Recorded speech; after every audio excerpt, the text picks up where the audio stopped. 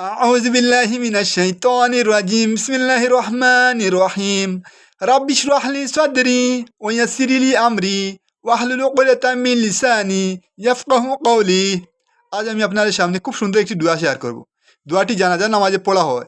এটা যদি আপনারা সব সময় পড়েন আল্লাহর পক্ষ থেকে একটি মুকাররব সাহায্য পাবেন।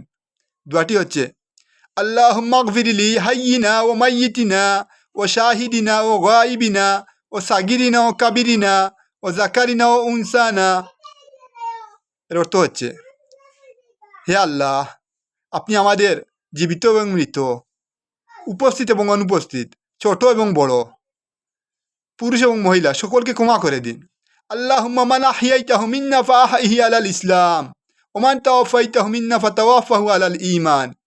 এবং হে আল্লাহ, আপনি আমাদের মধ্যে যাদেরকে জীবিত রেখেছেন তাদেরকে ইসলামের উপর জীবিত রাখেন, এবং যাদেরকে মৃত্যু দান করেন বা করেছেন তাদেরকে ঈমানের সাথেই মৃত্যু দান করেন।